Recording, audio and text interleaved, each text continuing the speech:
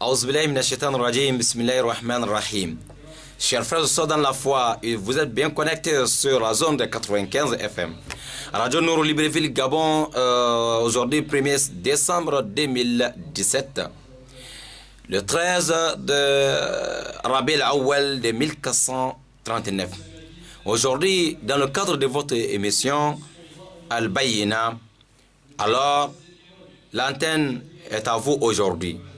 Vous allez appeler pour poser des questions sur la prière et la purification. Aujourd'hui, je n'ai pas beaucoup d'explications pour vous, mais c'est vous, Inch'Allah Ta'ala. L'émission, c'est pour vous aujourd'hui. C'est à vous d'appeler, poser des questions sur la prière et la purification. Si Allah nous facilite la réponse, vous allez, Inch'Allah, avoir vos réponses sur la prière et la purification. Bi'iznillahi ta'ala, qu'Allah nous facilite la bonne compréhension. Votre frère Bakar Siddiq Sangaré, à tout à l'heure sur le plateau. J'attends vos coups de fil. Merci beaucoup. Shukran.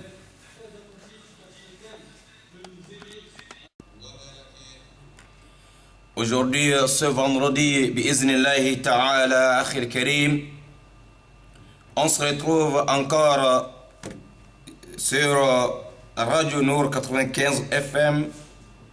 Nous sommes 1er décembre 2017, le 13 Rabi'l Awwal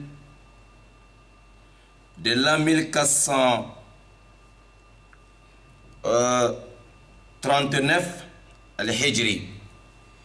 Nous remercions Allah subhanahu wa ta'ala. Chers frères et sœurs dans la foi, chers auditeurs et auditrices de la 95 FM, votre émission Al-Bayyina, l'explication de la prière et la purification.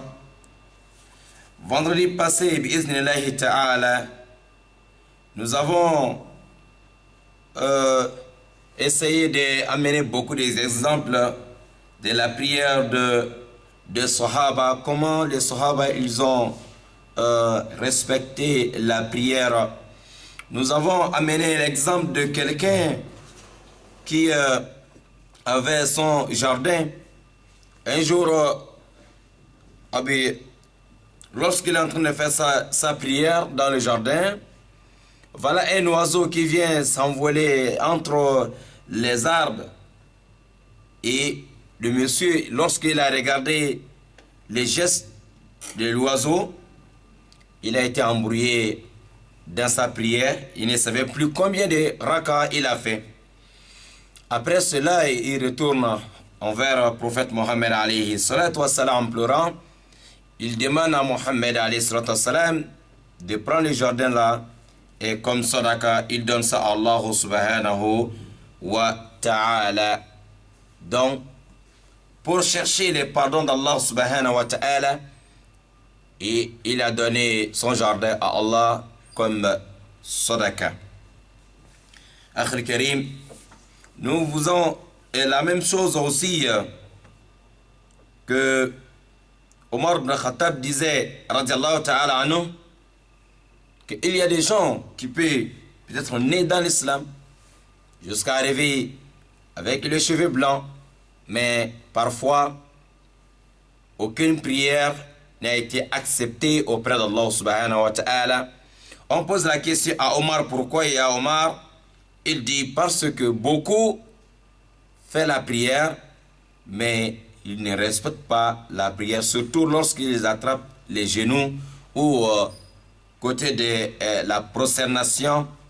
Beaucoup négligent la prière, beaucoup négligent ce jod.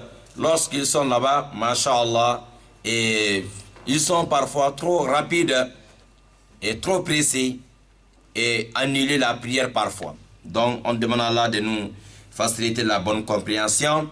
Comme Aba Huraira radiallahu ta'ala anhu, lui aussi disait qu'on doit faire attention parce qu'on n'a pas fait 60 ans dans la prière et que aucune prière est acceptée auprès d'Allah subhanahu wa ta'ala. Tout ça là, généralement, c'est des problèmes de ruku et sujoud parce que nous sommes beaucoup pressés et pour faire la prière Allahu Akbar, et ça, et vraiment ça amène les problèmes.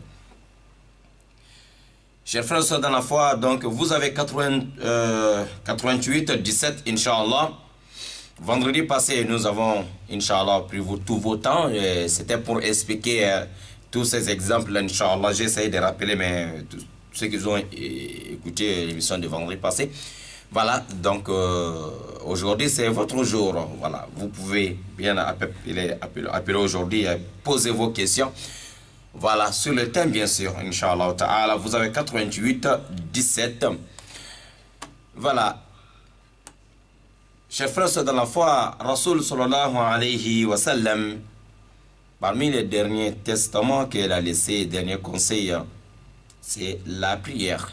Il nous a dit de respecter la prière et de ne pas négliger la prière. Quelqu'un un jour, un sahaba a vu un monsieur en train de faire sa prière. Lorsque le monsieur a fini de faire sa prière, il dit, ben, toi là, depuis quand toi tu pries comme ça? Il dit, c'est la prière que tu as vue là, c'est ça que j'ai fait depuis plus de 40 ans. Le monsieur lui dit, depuis 40 ans, c'est ça ta prière. Et si tu meurs comme ça, alors sache que tu n'as pas la prière auprès d'Allah subhanahu wa ta'ala. Sache que tu n'as pas fini ta vie dans la religion de Mohammed alayhi salatu wassalam. Vous voyez? Donc, la prière, il faut vraiment chercher à connaître. Le peu que tu connais aussi, il faut mettre ça en pratique. Beaucoup connaissent même déjà, mais on n'a pas le courage de pratiquer. C'est-à-dire, à cause des choses de dunya, parfois on néglige qu'Allah nous en préserve, qu'Allah nous guide, Inch'Allah. Et la prière, Akhil Karim, c'est la lumière pour nous. Une lumière dans nos cœurs. Une lumière dans la vie d'un musulman. Et même après la mort, dans la tombe, c'est une lumière. Et pareillement, le jour de la résurrection, et tous les parties, les membres du corps que tu laves pendant les ablutions, tout cela c'est la lumière, c'est ça qui te donne la lumière au jour du jugement dernier. C'est comme lorsqu'on arrive là-bas, il n'y a pas la lumière, sauf la lumière que toi tu vas travailler ici pour amener devant Allah subhanahu wa ta'ala. Ta prière sera une lumière pour toi.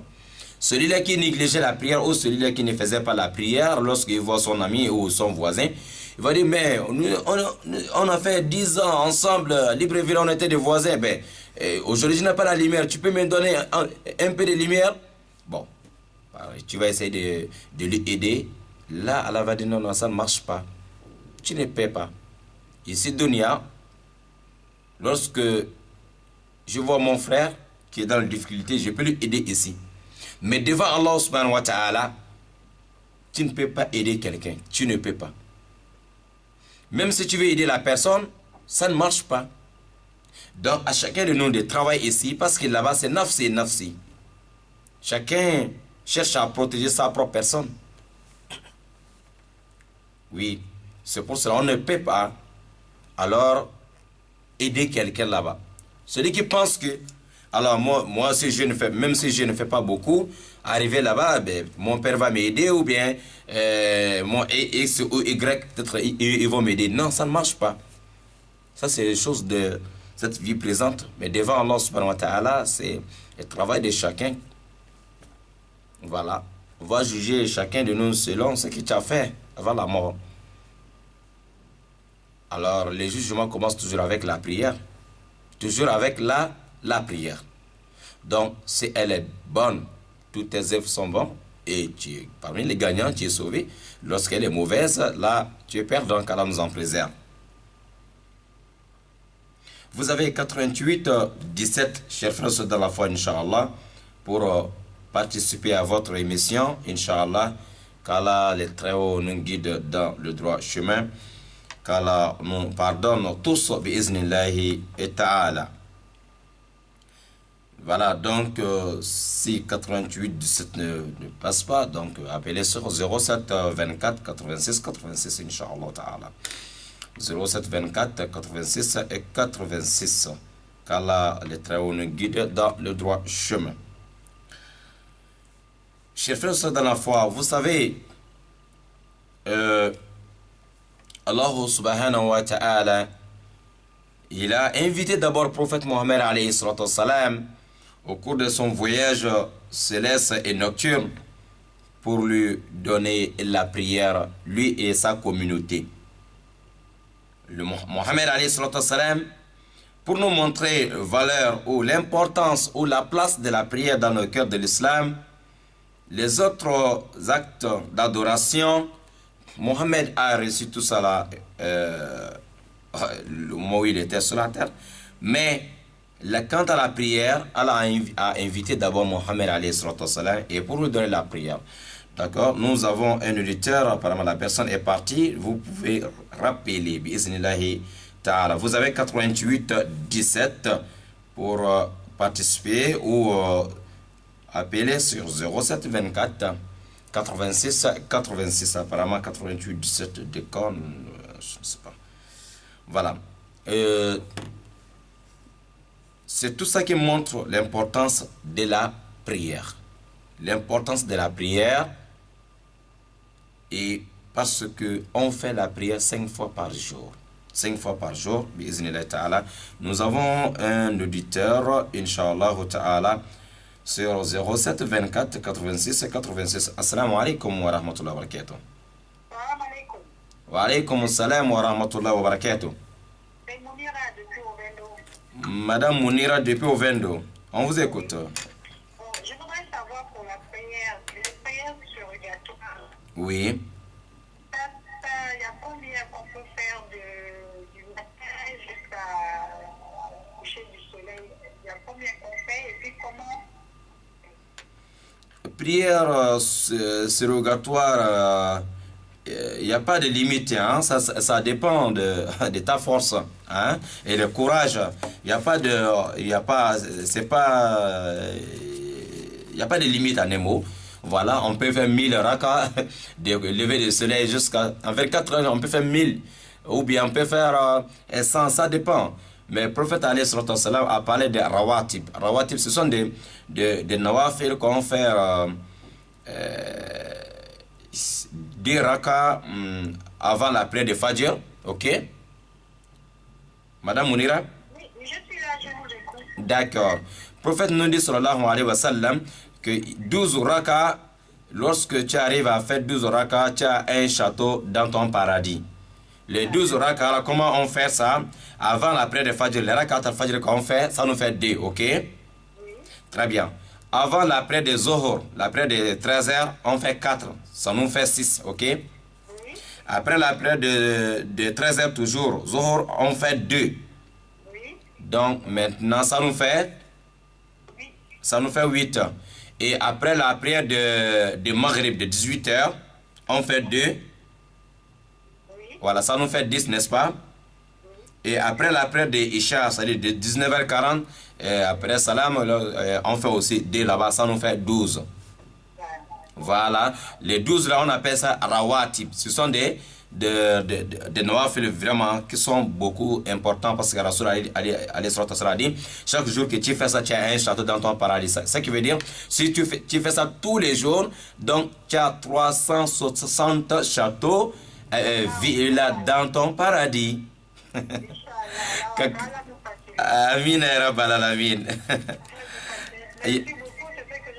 Merci beaucoup, Madame Mounira depuis Ovendo. Amin, amin. Merci. Barakallahu fi.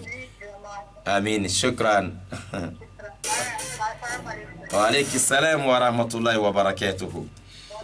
Merci. Bonjour chez vous. Voilà, donc c'était notre sœur, Madame Mounira depuis Ovendo. Voilà. Sur les rawatib. Voilà. 12 rakas par jour. C'est pas beaucoup. Vous voyez, mais tu as un château dans ton paradis.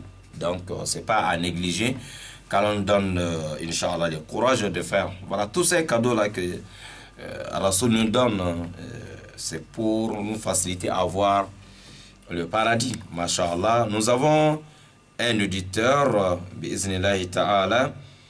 Assalamu alaikum wa rahmatullahi wa barakatuh. Oui. Wa alaikum salam wa rahmatullahi wa barakatuh. Monsieur, votre nom, s'il vous plaît, vous appelez-le? Monsieur? Al-Hassan, Al-Hajj Al-Hassan? D'accord, Cheikh Al-Hajj, tafadal. Merci beaucoup. Bon, imam, je voulais prendre un petit renseignement là, toujours par rapport à la prière. Oui. Par exemple, nous sommes souvent à la mosquée, là, derrière l'imam. Et c'est pour être bien rang, derrière l'imam, c'est là où je peux me trouver un exemple.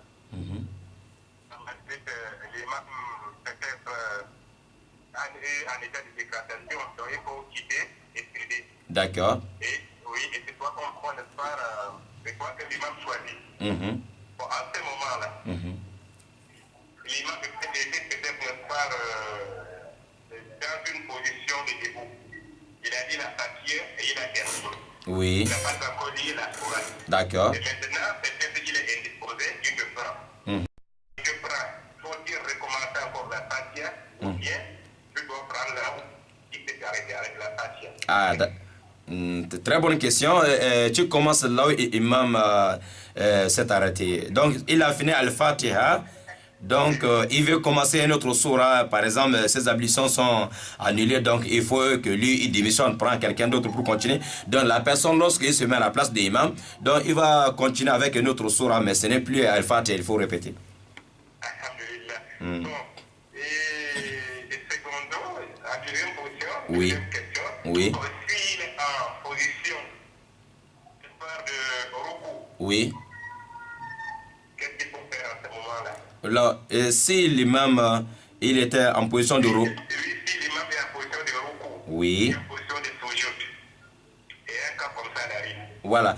Et c'est-à-dire, tu regardes seulement si l'imam te fait signe, il faut regarder là où il est. Si il est dans le recours, toi tu rentres dans le recours, l'imam il sort de la prière. Mais s'il avait déjà fini de faire recours, il était déjà debout, donc alors toi tu continues à descendre pour aller faire le sujoud. Inch'Allah. S'il était en position de sujoud, il te fait signe. Voilà. Tu descends, tu prends à la position de sujoud. Exactement, c'est comme ça.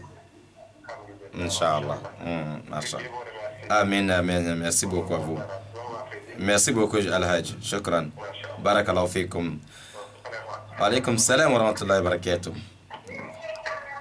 Voilà, c'était notre frère Al-Hajj. Depuis belle vue, deux premiers sur la prière. Voilà, parfois ça arrive que l'imam, ça peut arriver, il est dans la prière, mais parfois les ablutions sont gaspillées ou autre chose. Voilà, l'imam peut démissionner, signaler quelqu'un d'autre pour continuer avec la personne. Voilà, le monsieur voulait savoir à quel niveau la personne qui va remplacer l'imam, il doit commencer. Donc tu commences là où l'imam s'est arrêté. Donc toi, tu continues depuis là-bas. C'est pour ça ceux qui doivent être derrière l'imam doivent être vraiment vigilants.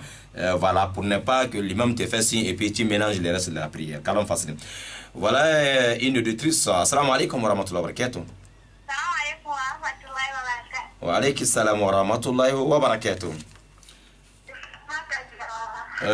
Madame Aminata Jawara, depuis venez voir. C'est ça, si. Ah, Fatimata.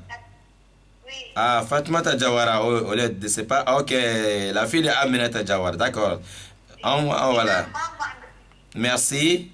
Je passe le salam à Moussa Touré. D'accord, Un salam à Moussa Dengi. d'accord, merci beaucoup. Un salam à tous les musulmans du monde. Merci beaucoup, un salam à toi aussi. Salam nous guide le droit chemin. Amin ya Rabbal Alamin. Salam alaikum. Wa alaykum salam wa rahmatullahi wa barakatuh. Merci beaucoup. Voilà, un grand salam aussi à ta famille. Merci, shukran. Jawara.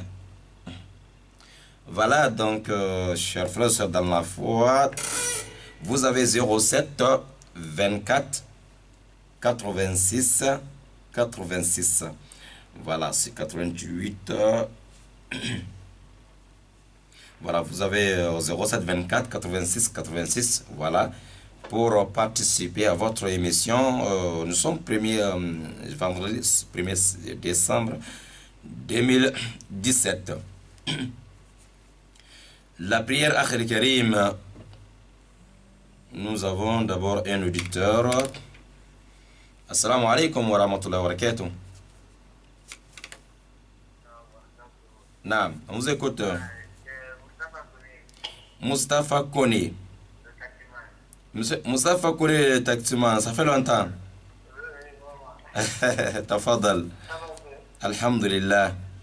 En fait, je voulais savoir, il y avait deux petites questions là. Monsieur Mustafa, Non. il n'y a pas de petites questions en islam.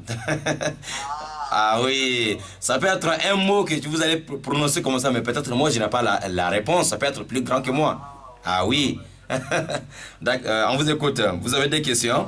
Quand tu fais le lap là, est-ce que tu dois faire avant de faire le lap là? D'accord. La prière surrogatoire n'a pas, on ne fait pas à l'iqama. L'intention et on commence avec premier takbira. D'accord. Deuxième. Je voulais savoir, est-ce que c'est bon le maoulou? Ben, Monsieur Mustafa, apparemment vous êtes hors de thème. Ouais. Naissance sur la prière et la purification. Vous avez une autre question? D'accord, encore, il faut réfléchir, tu as encore le temps. Merci beaucoup. Barakallahu fikum. Wa alaykum salam wa rahmatullahi wa barakatuh. Shukran. Monsieur le taximan, donc il faut dire aux autres taximans aussi d'appeler. Hein? Voilà, donc la prière surrogatoire, on ne fait pas à l'iqama, Inch'Allah. Ok? Voilà, le prière obligatoire, on fait l'iqama, mais prière surrogatoire, il n'y a pas de al-iqama. Car on facilite, vous avez 07 24 86 pour participer à votre émission, Inch'Allah Ta'ala. Voilà, c'est pas aussi interdit d'essayer toujours 88 17 si ça passe. Voilà. Nous disons que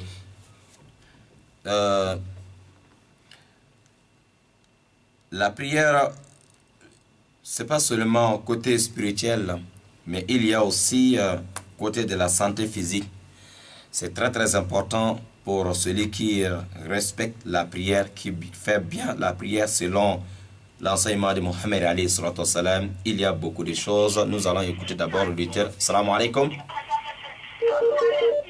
D'accord. Assalamu alaikum wa rahmatullah. Oui, rapidement, voilà, il y a quelqu'un qui... Voilà, 88 17 commence à passer. Voilà, ça passe.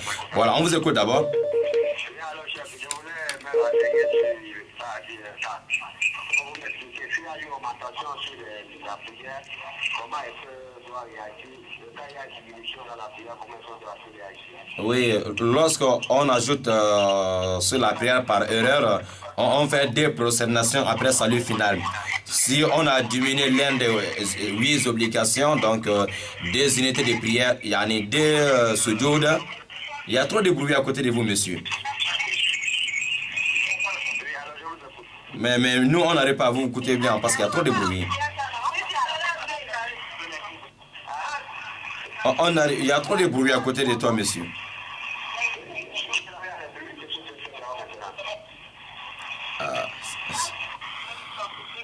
Bon, je dis, lorsqu'on ajoute, on fait des sujoud après salut final. Si on diminue l'un des obligations, donc c'est des sujoud avant salam. Si on ajoute des sujoud après, si on diminue des sujoud avant salam. C'est bon? Wa alaykum salam wa rahmatullahi wa barakatuh. Votre nom, monsieur? Monsieur Mustafa. Ça c'est déjà Mustafa. D'accord, merci beaucoup monsieur Mustafa, Inch'Allah. Nous avons un auditeur sur 4. D'accord, sur 88 17. Voilà, ça commence à passer bien. Assalamu alaikum wa rahmatullahi wa barakatuh. Non, on vous écoute. Monsieur Soulé de Petit Paris. Monsieur? Monsieur Soulé de Petit Paris. D'accord, monsieur Soulé de Petit Paris, on vous écoute.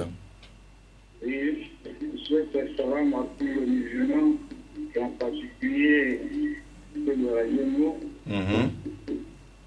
Ok, j'ai une petite question. Bon, j'ai une question à poser, c'est pas une petite question, mais une petite. Voilà, une question, pas petite question. On vous est... Monsieur Suleiman, tafadal. Oui. Oui, c'est d'après parfois quand j'ai la mission, je suis en train d'aller à la mosquée, par exemple, je suis en Mbakri et je vais peut-être à la mosquée à Sandré. En passant, j'ai souvent des amis qui sont dans le musulman. Bon, parfois ils me tendent la main. Il y a des moments où je leur dis que j'ai la mission. Oui. Mais il y a des moments où ça passe comme ça sans que je me dise, je suis obligé de les saluer. D'accord. Et quand je vais là-bas, je refais la mission. D'accord. Et parfois, je les donne souvent le couple. Je ne donne pas la main pour elle, mais je donne le couple, les amis, mais ils font ça mal. Parfois. D'accord. C'est ça la question, M. Suleiman? Oui, c'était ça. Ouais. D'accord. L'islam n'est pas interdit de serrer la main d'un homme musulman lorsque tu as fait les ablutions ou lorsque tu es en train d'aller à la mosquée. Ça ne dérange pas du tout de ta purification. Rien du tout. Ah, ok. Parce que je me dis peut-être qu'ils ont fait autre chose Non. qui peut casser la mission. Non. Ce qui peut annuler les ablutions, la saleté qui peut sortir de la personne lui-même, mais pas... même je prends un exemple, hein, que si un enfant a fait par exemple le pipi sur ton pied par exemple, voilà, donc et cela ça ne dérange pas tes ablutions, seulement tu vas laver seulement les parties, n'est-ce pas? Voilà, donc ça ne dérange pas de serrer la main de quelqu'un, ça ne dérange pas l'ablution, Inch'Allah, la purification, qu'Allah nous facilite. Voilà, donc nous avons un auditeur sur... Voilà. Un auditeur. Oui, assalamu alaikum wa rahmatullahi wa barakatuh. Non, on vous écoute. Monsieur, vous appelez d'où? Allô? Monsieur, on vous écoute. On n'entend plus, hein? D'accord. Vous pouvez rappeler, Inch'Allah Ta'ala. Ou bien si c'est les écouteurs que vous êtes en train d'utiliser, vous pouvez enlever ça. Voilà, donc, une autre personne, parce que là, le monsieur, vous pouvez rappeler, Inch'Allah, parce que ça ne me passait pas bien. Peut-être celui qui revient. Assalamu alaikum wa rahmatullahi wa barakatuh. Wa alaikum salam wa rahmatullahi wa barakatuh. Le nom, s'il vous plaît, vous appelez d'où? Monsieur Fadel Khan, on vous écoute. Naam. Imam, je voulais poser une question sur la purification. La purification, il y a beaucoup de purification. Exemple, quand tu dors, tu sens que tu as fait ça, tu as sorti une liquide sur toi, tu dois aller te purifier. Mais quand tu vas te purifier, là, tu prends l'intention de se purifier. Mais il y a beaucoup de méthodes de purification. C'est ce que je n'arrive pas à comprendre. Moi, je parlais quand tu pars te purifier, tu dis que tu as pris l'intention de se purifier, tu te laves le côté droit, après la bouche, après tu descends. Moi, je sens que c'est comme ça que je connais. Tu comprends? Mais je voulais que vous m'éclairiez un peu sur ça, quoi. Parce qu'il y a beaucoup il paraît qu'il y a beaucoup de purification, quoi. Mais si moi, je pensais que quand tu pars te purifier, beaucoup de purification. Tu veux parler de lavage, de grand lavage? Voilà. Quand tu parles de purification, parce qu'il y a les côtés des ablutions, il y a aussi le tayammum, il y a aussi le ghusl janaba, n'est-ce pas?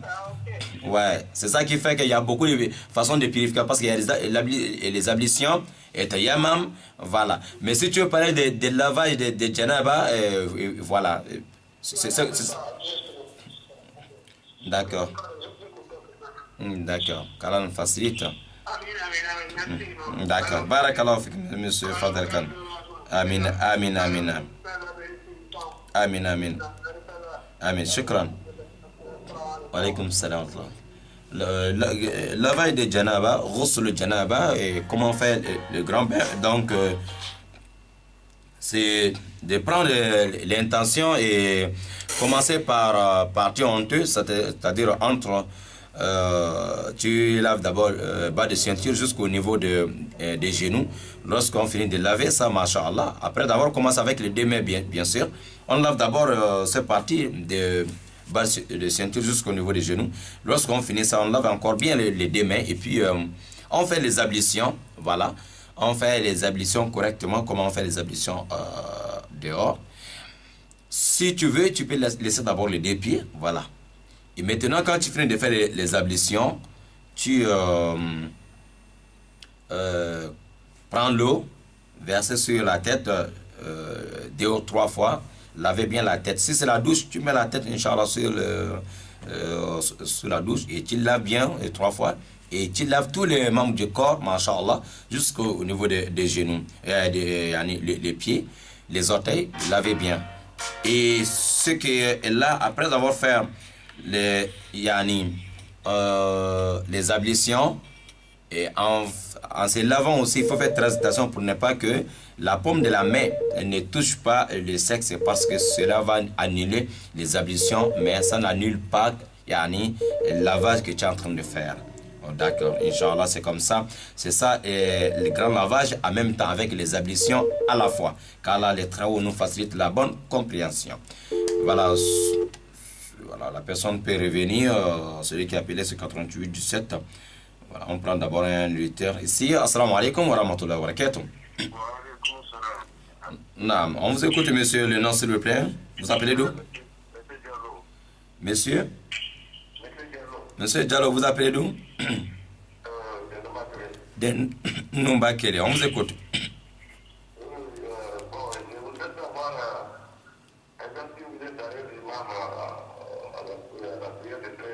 Oui. Oui. Donc, nous qui sommes derrière, on doit pas lire le papier avec un sourire ou des papiers sonnants. Monsieur Diallo Depé Nombakele, si je comprends bien la question, lorsque vous êtes derrière un imam, derrière voilà, la prière des Zohor, 13h, ok? Imam récite le Coran à voix basse.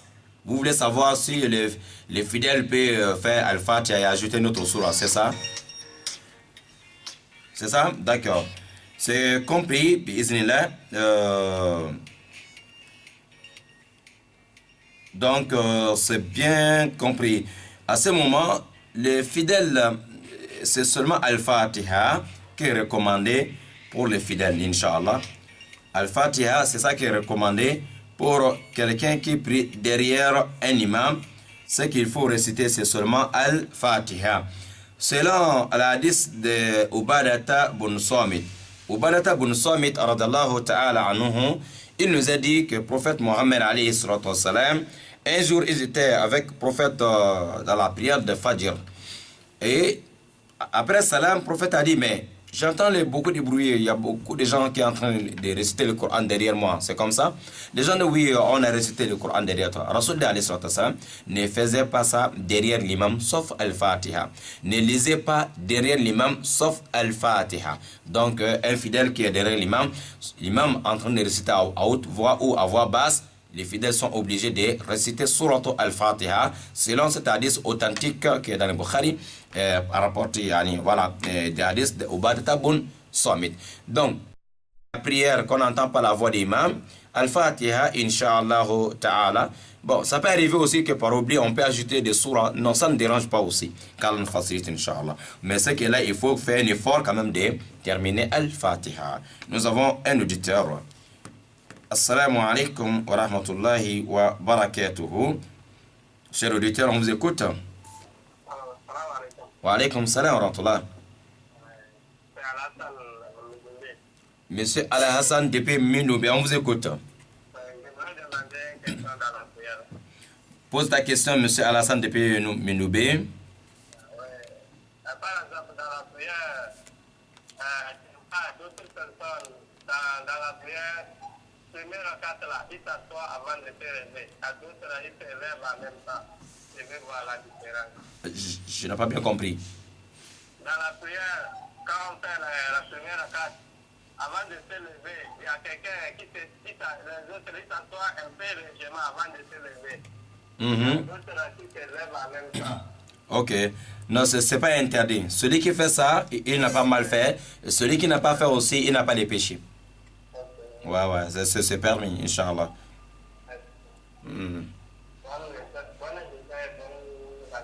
Merci beaucoup, monsieur Al-Hassan.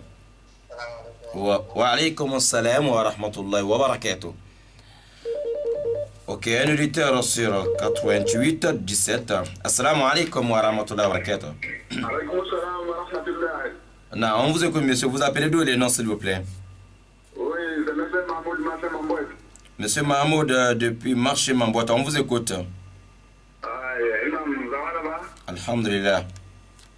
Ok, j'ai deux questions. On vous écoute. Tafadal. Ouais, première question. Quelqu'un qui est en train de... qui prend le bison dans la toilette, est-ce que c'est recommandé? Faire les ablutions dans les toilettes, c'est ça? Oui. Ouais, c'est recommandé. C'est la première question. Ouais, c'est recommandé, c'est pas interdit. Ok. D'accord. Deuxième question. Deuxième question, quelqu'un qui est en train de faire la prière dans la mosquée.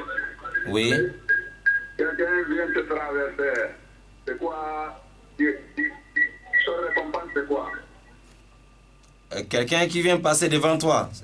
Voilà, c'est là où tu es en train de faire la prière. Vient te traverser comme ça. Ok, c'est ça. C'est ça la deuxième question. C'est ça la deuxième question. D'accord. Ok, vous pouvez rester à l'écoute parce que ça souffle à côté de vous là. Ça souffle trop, voilà. Oui. D'accord. Lorsque on fait la prière, ok, Rasoul nous dit sallallahu alayhi wa sallam de ne pas commencer à faire la prière sans mettre quelque chose devant toi. Lorsque tu sais qu'ici, c'est possible que quelqu'un peut traverser ma prière. Donc cela, l'islam te dit, avant de commencer la prière, il faut d'abord mettre quelque chose devant toi et comme ça, si quelqu'un passe après ce que tu as mis, ça ne dérange pas. Mais beaucoup de musulmans entrent dans la mosquée, ils vont aller se placer quelque part là où ils savent que c'est possible que les gens peuvent passer devant eux. Si ce n'est pas leur problème, il y a d'autres même devant la porte, même ils viennent, ils commencent Allahu Akbar. Bon, les gens vont rentrer comment? Pour que les gens rentrent, forcément les gens vont passer maintenant devant la prière de la personne. Là, c'est toi qui fais la prière, c'est toi qui a mal fait. Ok? D'accord, je vais prendre le l'auditeur, on va expliquer la question de frère. Assalamu alaikum wa rahmatullahi wa barakatuh. Assalamu alaikum. Wa alaikum salam wa rahmatullahi wa barakatuh. On vous écoute. C'est Adama. Monsieur Adama, depuis au 22, on vous écoute. Oui, je voulais savoir, tu es en train de te laver, tu as déjà fini les ablutions, Oui. mais malgré ça, tu as quand même envie de faire les, soit pisser encore, mais tu es en train de te laver. Tu fais comment? Tu as déjà fini les ablutions. Tu recommences ou bien tu continues à te laver sans faire? Oui, mais si tu es en train de te laver, lavage de janaba, c'est ça que tu veux dire, grand lavage, c'est ça? Non, en fait, même les ablutions simples comme ça, oui. Les ablutions simples. Oui. Tu es en train de faire les ablutions, mais tu veux encore te pisser, c'est ça? Mais tu as parlé de lavage aussi. Essaye de poser encore ta question, je n'ai pas bien compris. Je disais, tu es en train de te laver. Oui. Tu te laves simplement. Oui. Le matin, tu te lèves. Et oui, tu fais les ablutions. Tu te laves. Voilà. Tu te laves et puis après, malheureusement, tu as encore envie de faire le besoin.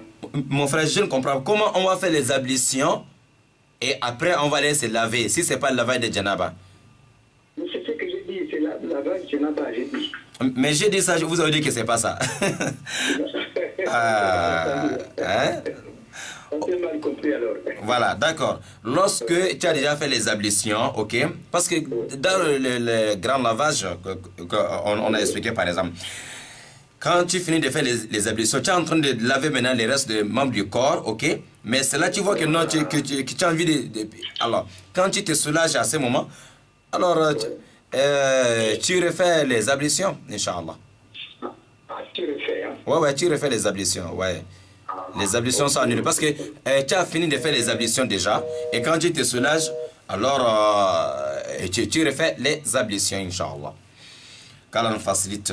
On prend l'auditeur et on n'a pas oublié la question de notre frère, Mahmoud. Assalamu alaikum wa rahmatullahi wa barakatuh.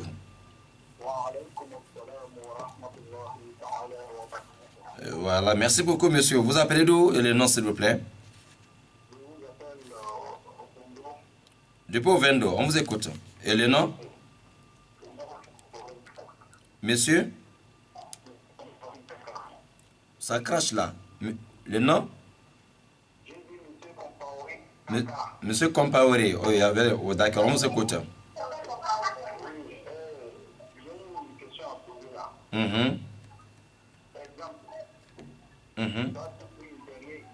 Oui.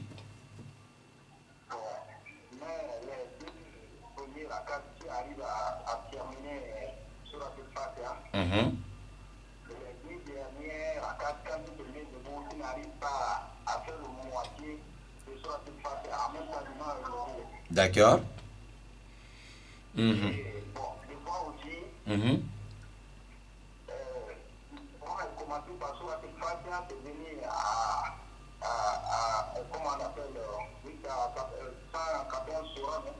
Le Coran, oui, c'est 114 sourates, oui.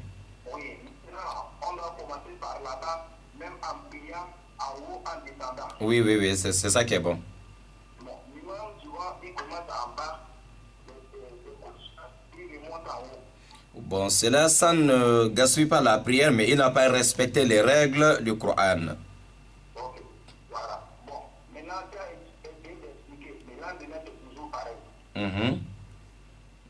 C'est comme je dis, les deux premiers rakats, c'est terminé les fatiha, mais les fatiha, vous vivez pour tous les fidèles derrière l'imam. Les deux derniers, s'il n'arrive pas à finir fatiha, il fait comment? Il prie toujours derrière lui ou bien? Voilà. Lorsque vous avez quelqu'un qui dirige la prière devant vous, que vous avez constaté qu'il ne donne jamais le temps aux fidèles de terminer sorte le Fatiha. À chaque fois quand tu commences, avant que toi tu arrives, Malik Yomidini, il a déjà fait Allahu Akbar. Lorsque vous constatez ça, donc c'est pas publiquement, mais il faut lui conseiller à côté. Hein? Voilà, c'est bien. Adinu Nasiha. Il faut qu'on lui parle. Donc, il faut qu'il donne le temps aux fidèles de réciter Al-Fatiha. Parce que Rasul dit sur la salata liman lam yaqra bil Fatiha al-kitab. Tu n'as pas la prière lorsque tu n'as pas récité Al-Fatiha. Rasul il faisait la prière de Fajr. La prière de Fajr, on fait ça en haute voix, mais il a dit aux fidèles, ne récitez pas le Coran derrière l'imam, sauf surat Al-Fatiha. C'est Rasul qui parle ici. Donc, aux imams de faire récitation. Parce que Rasul il a dit, yusalluna bikum in ahsanu falahum wa lakum wa in asa'u falakum wa alayhim. Rasul sallam, les imams dirigent la prière devant vous. Lorsqu'il fait bien, ils ont des récompenses. Vous aussi, vous avez des récompenses. Mais lorsqu'il fait mal, vous les fidèles, vous avez des récompenses. Les imams, ils vont rester avec les péchés. Vous voyez? Donc, les gens qui se précipitent pour être imam sans connaître toutes les règles, c'est aussi dangereux. Donc, on doit donner le temps aux fidèles de terminer Al-Fatiha. C'est très, très important. Mais, première chose, vous allez voir l'imam à côté, lui parler de cela, de changer un peu sa méthode de faire la prière avec les fidèles. Masha'Allah, s'il change, c'est bon. S'il ne change pas, alors, 2 ou 3 fois, vous avez remarqué que c'est la même chose. Donc, ce n'est pas interdit pour toi d'aller prier à une autre mosquée. Parce que Al-Fatiha, on ne joue pas avec ça dans la prière, comme on ne peut pas aussi jouer avec la prière. Ce n'est pas qu'on va avoir quelqu'un par la honte de faire la prière qui n'est pas bon. Ok? Bon, si ça arrive que c'est la première fois que déjà une fois que tu as remarqué, ou bien c'est pas l'habitude des imams, mais tu as essayé de faire effort, mais tu n'as pas fini le Fatiha, il n'y a pas de problème. Tu fais ta prière, tu n'as pas de problème.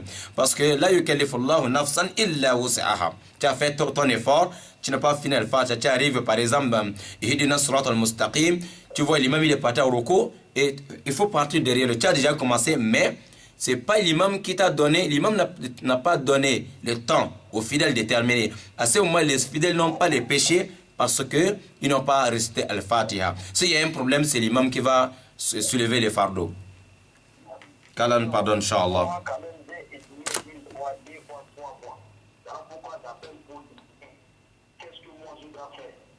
Donc, toujours, c'est les conseils et les méthodes. Mais attention, c'est lorsqu'on veut aussi orienter quelqu'un. Il faut faire avec beaucoup de hikmah, beaucoup de sagesse. Hein? Je n'ai jamais parlé au milieu des gens. Quand je veux lui parler, je parle voix, on parle à deux, à slow, en douceur. Pour essayer de faire comprendre les 2 dernières rakats, je n'arrive jamais à terminer sur la petite Fatiha. Là, c'est... Les dernières rakats, c'est pour rapide. Je ne sais pas comment dire ici. il me fait comprendre que dès que l'imam a terminé son fatia, tous ceux qui sont derrière, ils n'ont même si tu peux même derrière l'imam qui n'a pas fait fatia, ça, ça c'est contraire de la parole du prophète Mohammed alayhi salatu wassalam. Voilà. Qu'Allah nous protège, qu'Allah nous guide, Inch'Allah.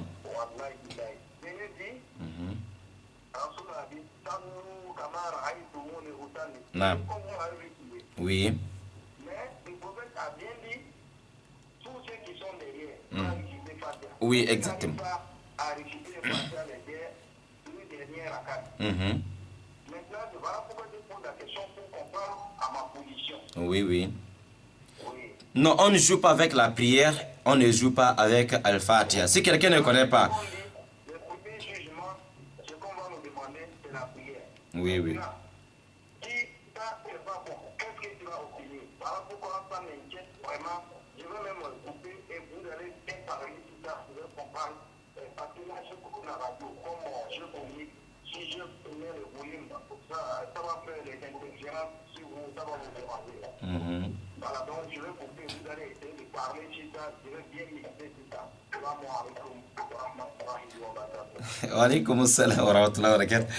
Mais apparemment on a déjà tout expliqué, mais c'est pas grave, Inch'Allah. Barakallahu fikum jami'an. Voilà donc je vois, il n'y a pas de souci. Voilà donc avant de voilà. Je reviens avant de continuer avec les restes de la réponse de M. Compaoré. Il y a la question de M. Mahmoud depuis Marché, auditeur. Bon. D'accord, je prends, mais après ça, vous allez me donner un peu de temps pour expliquer des questions qui sont là. Assalamu alaikum wa rahmatullahi wa barakatuh. Non, on vous écoute, monsieur. Vous appelez d'où le nom, s'il vous plaît? Oui, j'appelle des Zanions. D'accord. J'appelle Koné Ladji. Monsieur Koné Ladji, on vous écoute.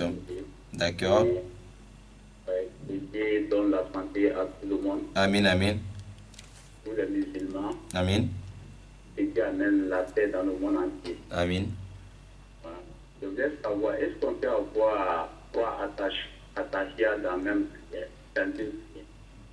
Trois attachahud dans une prière, oui, c'est possible. Mais on ne fait pas ça par esprit, mais c'est possible. Ça peut arriver. On peut faire trois tashahhud dans la même prière. Mais la personne qui a commencé la prière, lui, ça arrive, ce problème arrive aux retardateurs. Salatul Masbouk. Les gens qui viennent dans la mosquée trouvent que l'imam a déjà commencé, l'imam a déjà fait une raka. Voilà. Et ce problème arrive. Ceux qui ont commencé la prière avec l'imam, ils s'arrêtent à 2 rakas. Mais généralement, la personne qui vient derrière l'imam, il vient trouver que l'imam a déjà fait premier raka, lui, il est obligé d'arriver à... C'est la prière qui contient peut-être 2 tashahhud. Un retardataire qui a déjà manqué premier raka, il est obligé maintenant de faire alors 3 tashahhud. Je prends un exemple. Vous voyez, la prière de Maghrib, c'est 3 rakas, n'est-ce pas? Mais un retardataire qui vient trouver qu'on a déjà fait premier raka, alors il est obligé de faire 3 tashahhud. Un exemple. Et lorsque l'imam arrive à deuxième raka, ça c'est premier raka pour lui, n'est-ce pas? Imam, il s'assoit pour faire premier tashahhud. Alors, toi, tu ne peux pas dire que ça c'est premier raka, moi je ne fais pas tashahhud. Tu vas faire, parce que tu dois suivre l'imam, tu vas faire tashahhud. Imam se met debout encore pour faire une raka. Alors, il fait, ça c'est dernière prière pour lui, donc il va faire encore tashahhud, il va faire salam alaykum wa rahmatullah. Mais pour toi, il reste encore un. Toi, tu te mets debout encore pour ajouter un raka. Et quand tu t'assois maintenant, tu ne peux pas faire salam alaykum comme ça, sans faire encore tashahhud. Donc ça te fait 3 tashahhud dans la même prière, Inch'Allah. C'est comme ça la prière d'un retardataire qui a manqué premier raka. Il doit faire 3 tashahhud. C'est bon, monsieur Koné? Oui, merci beaucoup. Je salue tous les travailleurs des radios. Inch'Allah. Merci beaucoup à vous aussi. Shukran. Barakallahu fikum. Monsieur Mahmoud Marché Mambouette, voilà, tous ceux qui nous écoutent depuis Mambouette, merci, salam alaikum à vous tous là-bas. Il disait, voilà, il a parlé de la prière de celui-là qui, parce que ce problème arrive généralement, les gens qui sont, qui viennent peut-être dans la mosquée, ils ne mettent pas un sutra devant eux. Il n'y a rien, il vient commencer la prière comme ça. Mais lui-même, il sait que là où il est en train de faire sa prière, c'est possible que quelqu'un peut passer devant lui. Donc, ça, c'est une erreur. On ne doit pas faire cela. Et sinon, si quelqu'un passe devant toi, et ça ne coupe pas la prière, mais ça diminue parce que tu as manqué. Et ce que tu ne dois pas faire, tu as fait ça. Et c'est pour ça qu'on dit, il ne faut pas laisser quelqu'un passer devant toi. Fais tout possible pour empêcher la personne. Mais ce n'est pas trop de distance. Ils ont dit, de là où, lorsqu'on peut mesurer de côté de tes pieds, aller là où tu dois faire le sujoud, c'est cette distance-là. Si quelqu'un passe, hein, peut-être 1 ou 2, 3 mètres seulement. Si quelqu'un passe hors de ça, peut-être la personne il passe devant toi, mais peut-être c'est 4 ou 5, 6 mètres là-bas. Donc ça ne dérange pas. Les savants qu'ils ont mesuré, quand on regarde, ça ne dépasse pas 1 mètre et demi. Donc, voilà, cet espace-là, si la personne passe là-bas, c'est ça qui n'est pas bon. Mais il y a 3 choses qui peuvent couper la prière. Il y a 3 créatures. Lorsque l'une des 3 créatures passe devant ta prière, alors il faut recommencer la prière à 0. 1. Une femme. Et la femme passe devant une femme là, ou la femme passe devant un homme, la personne doit recommencer sa prière. S'il n'y a pas de barrière de sutra entre les deux. Lorsque Rasoul alayhi salam, si une femme passe devant ta prière, il faut, ça coupe la prière. Rasoul n'a pas dit, si la femme passe devant les hommes. Il a dit, devant ta prière. Donc ça concerne les femmes et les hommes ici. Une femme passe devant traverse ta prière. Toi qui fais la prière, toi tu es un homme ou bien toi tu es une femme, tout c'est pareil, tu recommences la prière à 0. Deuxième créature, l'âne. Si l'âne traverse ta prière, il faut recommencer à 0. Troisièmement, un chien noir. Un chien noir, on n'a pas de chien blanc, mais chien noir. Parce que le prophète, quand le Sahaba lui pose la question, il dit parce que c'est Shaitan, c'est Satan. Donc, voilà. Donc, les 3 créatures-là, il faut recommencer la prière à 0. Mais si ce n'est pas ça, si c'est des enfants ou bien un homme ou bien autre chose, alors ça ne coupe pas la prière, mais ça diminue la valeur de la prière et on ne doit pas laisser. Si tu laisses aussi les gens faire comme ça, tu gagnes des péchés. Voilà. Ça, c'est ceux-là qui négligent, qui ne mettent pas quelque chose devant eux. Et pourtant, là où ils sont en train de faire la prière, ils savent bien que quelqu'un peut passer devant eux. Voilà, on voit beaucoup vraiment dans nos mosquées. Quelqu'un rentre dans la mosquée, il commence la prière juste à la porte. Vraiment, ce n'est pas bon. On demande à Allah de nous faciliter. On prend auditeur et puis on va revenir sur la question d'Al-Fatiha. Assalamu alaikum wa rahmatullah. Bien sûr, on est en train de arriver vers la fin. Hein. Assalamu alaikum. Le correspondant vous a mis en attente. Ah, d'accord. Merci de patienter, il va vous reprendre. Ah, d'accord, nous aussi, d'accord, il va revenir. Voilà, donc le côté des problèmes de Al-Fatiha, voilà, un petit conseil pour les imams. Vraiment, excusez-moi, chers imams, parce que je sais que les imams connaissent ces problèmes-là plus que moi, parce que moi, je ne suis qu'un élève. Voilà. Et lorsqu'on prie devant les gens, ça c'est une lourde responsabilité. C'est pas faire la prière comme tu es en train de prier seul. Il y a des centaines de personnes ou des milliers de personnes qui sont derrière toi. Donc, il faut faire tout possible pour gagner beaucoup de récompenses au lieu de pécher. Parce que si on ne respecte pas les conditions, chaque adoration dépend, il faut des conditions, il faut réunir les conditions. Et si les conditions ne sont pas réunies, vous voyez, Al-Fatiha, ça fait partie des 14 piliers de la prière. C'est Rasoul dit aussi que les fidèles aussi doivent réciter. Les mêmes façons que tu te concentres pour faire bien Al-Fatiha, il faut donner aussi le temps aux fidèles qui sont derrière toi de terminer Al-Fatiha. Généralement, il y a des imams, par exemple, qui récitent bien Al-Fatiha dans le premier 2 rakas, mais le deuxième ou troisième ou quatrième raka qu'on n'entend pas la voix de l'imam, et toi tu te poses la question, la personne il a une autre manière de réciter Al-Fatiha où on ne connaît pas. Ou bien il dit seulement Bismillah ar-Rahman ar-Rahim. Tellement on a constaté ça derrière beaucoup de personnes. Wallahi, encore, il faut beaucoup de crainte d'Allah subhanahu wa ta'ala. C'est une lourde responsabilité. C'est pas qu'on est devant les gens, on fait Allahu Akbar, Allahu Akbar. Non. Beaucoup font ça bien, mais il y a beaucoup qui va essayer tout possible de réciter le Fatiha rapidement. Mais avant que tu arrives au milieu, lui, il a déjà fini. Tu ne sais même pas s'il a une autre Fatiha que lui, il a mémorisé, que toi, tu ne connais pas. Ou bien s'il y a beaucoup de Fatiha dans le Coran qu'on ne connaît pas. Non. Et parce que quand tu récites vraiment trop rapide, parfois tu ne prononces pas bien les lettres. Si les lettres, les huruf ne sont pas bien prononcées, et ça annule la prière. Par exemple, quelqu'un qui dit Alhamdulillah Rabbil Alamin Rahman Rahim, et tu fais ça vite, quelques secondes, tu as fini.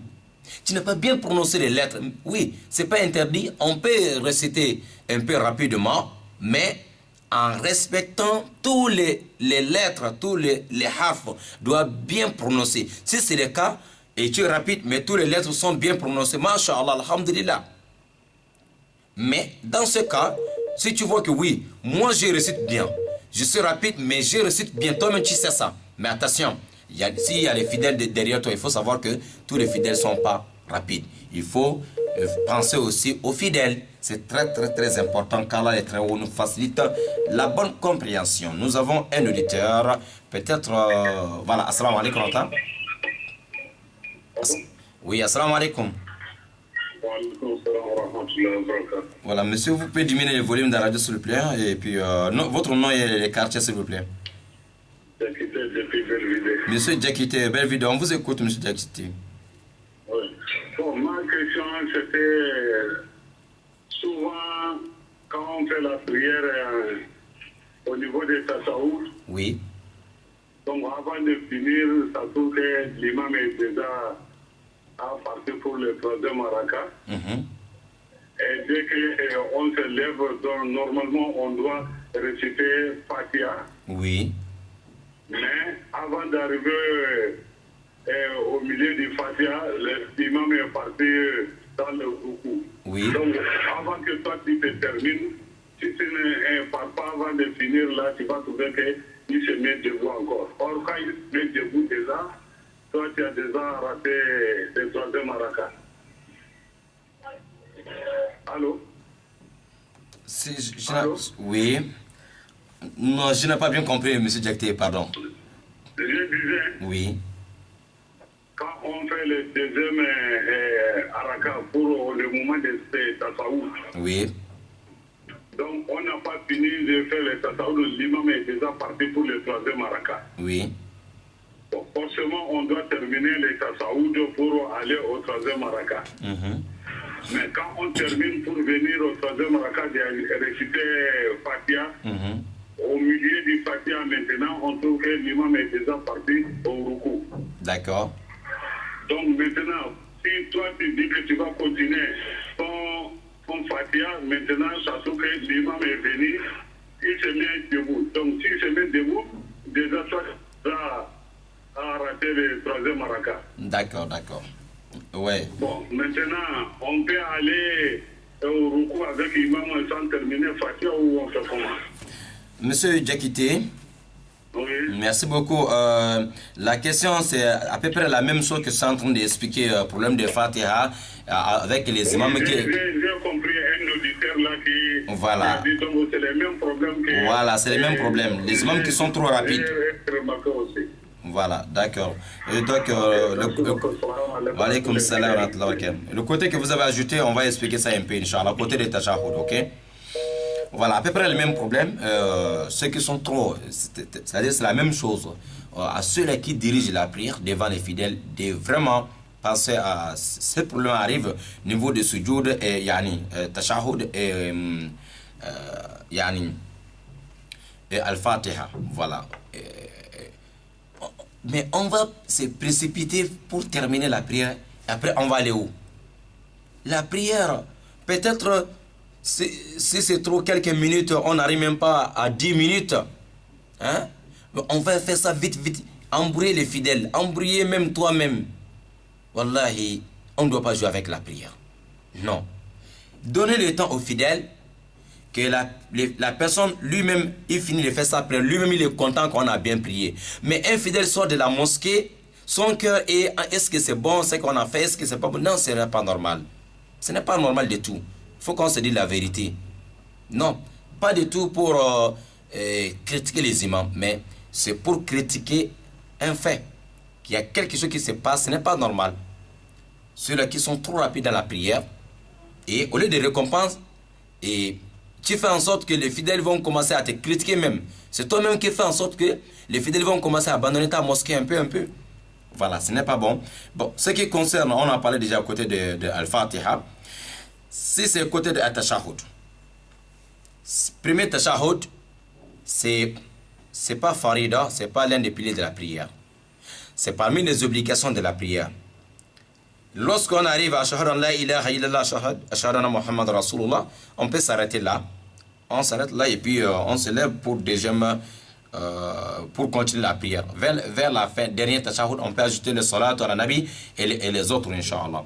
Si l'imam est trop rapide, fidèle, lorsque tu pries derrière un imam, tu as constaté que l'imam est rapide. Toi aussi, quand tu récites Al-Fatiha ou le tashahhud, essaye de faire aussi un peu rapide pour l'attraper. Parce que tu sais que là, la personne qui est devant toi, là, Masha'Allah, il est vraiment rapide. Toi aussi, il ne faut pas essayer de faire aussi le tajwid derrière lui. Hein? Tu sais que l'imam est rapide. Toi, tu veux dire Alhamdulillahi Rabbil Alamin. Et tu veux lire comme ça lentement. Tu sais que ton imam aussi est rapide. Là aussi, c'est pas aussi bon. Voilà, c'est ce côté de tashahhud. L'imam est rapide. Si tu n'as pas fini tashahhud, si l'imam se met debout, il faut le suivre. Parce que le premier tashahhud, ce n'est pas parmi l'un des obligations de la prière. Tu as fait déjà une partie, mais tu n'as pas fini. Suivre l'imam, parce qu'Al-Fatiha est c'est obligatoire. C'est l'un des piliers de la prière. Il ne faut pas arrêter Al-Fatiha à cause du premier tashahhud. Le premier tashahhud, c'est l'un des sunnat al-mu'akkad. C'est parmi les obligations. Mais le pilier de la prière, c'est Al-Fatiha. Donc, quand tu restes là-bas pour terminer le tashahhud, et avant que tu te mettes debout maintenant pour ce qui est même plus dur, qu'on ne doit pas manquer de tout, Al-Fatiha, il ne faut pas rester en train de faire wajib et laisser ce qui est plus obligatoire. Donc, tu coupes Al-Fatiha et Al-Tashahhud, tu suis l'imam et pour gagner Al-Fatiha. Mais si c'est dernier tashahhud, c'est pas parmi les obligations, c'est pas parmi les wajibat, mais c'est parmi les piliers de la prière. Dernier tashahhud, si imam fait assalamu alaikum wa rahmatullah, toi, faut pas faire assalamu alaikum. Termine d'abord dernier tashahhud. Dernier tashahhud et premier tashahhud n'a pas de même valeur. Ok? Imam fait assalamu alaikum, ne fait pas salam. Termine ton tashahhud tranquillement. Et à salat à la nabi tranquillement, tous les doigts qu'il faut faire, toutes les invocations, c'est après ça que tu fais ton salam. Mais si c'est le premier, si l'imam est debout, il faut le suivre, Inch'Allah. Car on facilite la bonne compréhension. Je pense que ça c'est le dernier auditeur que nous allons prendre et fermer la page, Inch'Allah ta'ala. Voilà, on va prendre le dernier auditeur. Voilà, assalamu alaikum wa rahmatullahi wa barakatuhu. Non, on vous écoute, monsieur. Vous appelez d'où?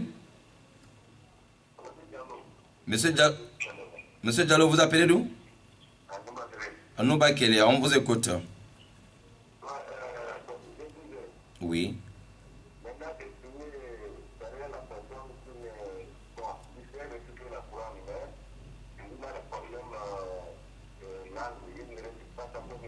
Oui.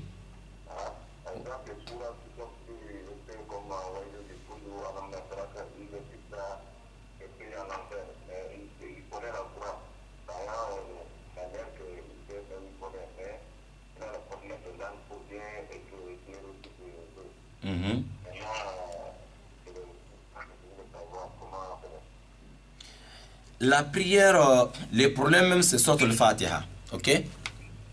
Voilà, Al-Fatiha, c'est ça qu'on compte parmi les piliers de la prière.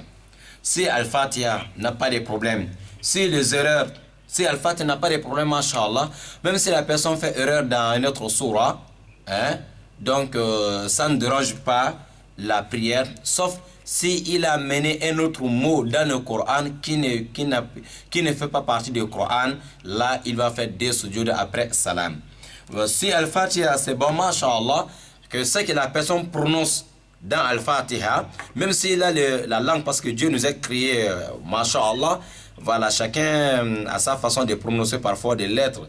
Vous voyez, je prends un exemple. Voilà, si il y a des gens, quand ils prononcent seulement un mot en français, tu sais que lui là, il est de telle nationalité, lui là, il est de tel pays, il est de tel pays. C'est Dieu qui a fait des choses comme ça, masha'Allah. Voilà. Et on ne peut pas accuser quelqu'un parce qu'il ne fait pas faire ça, il ne fait pas ça par esprit.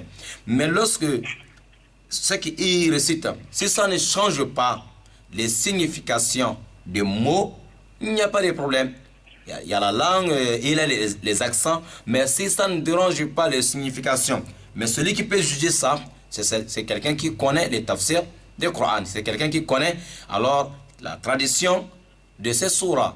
Hein? Il a le problème de langue, mais est-ce que ça change les significations des mots? Si ce n'est pas le cas, donc ça ne dérange pas, Inch'Allah. Ok? Wa alaykum assalam wa rahmatullahi wa barakatuh. Qu'Allah nous facilite la bonne compréhension. Voilà donc, chers auditeurs et auditrices de la 95 FM. Ici, nous allons, je sais qu'on peut, Inch'Allah, le temps est déjà arrivé, donc on va se limiter là. Se donner des rendez-vous si tout va bien. Demain, on se retrouve à 11h pour l'émission As-Sahaba, les compagnons du prophète Mohammed sallallahu alayhi wa sallam. Avant cela, un grand remerciement, Inch'Allah, à tous ceux qui nous ont appelés. Merci beaucoup à Madame Mounira, Monsieur Al-Hajj depuis Bellevue 1, Madame Fatima Jawara, voilà, la fille Amina Jawara depuis Vénévois, Monsieur le taximan Mustafa et Monsieur Mustafa de la Péri aussi. Merci à Monsieur Suleiman depuis Petit Paris et Monsieur Fadel Khan, Monsieur Diallo de Nombakele et Monsieur Al-Hassan de Mindoubé, Monsieur Mahmoud depuis Marché Mamboite, un grand salam à vous tous là-bas, Inch'Allah. Et Monsieur Adam depuis Ovendo, et Monsieur Compaoré depuis Ovendo, et Monsieur Kone Ladji depuis Zagagnon, Monsieur Djekité de Belvidé et Diallo qui vient, Inch'Allah, encore depuis Nombakele. Merci à tous ceux qui nous ont appelés, ceux qui ont appelé, ceux qui ont écouté. Je vois toujours les appels, les faits qui viennent, Machallah, mais malheureusement, on ne peut plus continuer car la récompense tous ceux qui nous ont écoutés, tous ceux qui ont appelé, Inch'Allah. À la réalisation, nous avons, Inch'Allah Ta'ala, Monsieur Issa Mefana, Barakallahu fikum, qui nous a vraiment beaucoup dépanné aujourd'hui. Voilà, merci à la direction générale des radios et télénours du Gabon, Monsieur Issa Abessolo, et au Conseil supérieur des affaires islamiques du Gabon, Monsieur Imam Ossa, Inch'Allah Ta'ala, et Monsieur le conseiller de Raïs de la communauté musulmane du Gabon, son excellence Ali Akbaro Onanga. Barakallahu fikum jami'an wa hadha wa akhiru da'wana alhamdulillahi rabbil alamin. Subhanaka Allahumma wa bihamdika ashhadu an la ilaha illa anta astaghfiruka wa atubu ilaik. Wassalamu alaikum wa rahmatullahi wa barakatuh.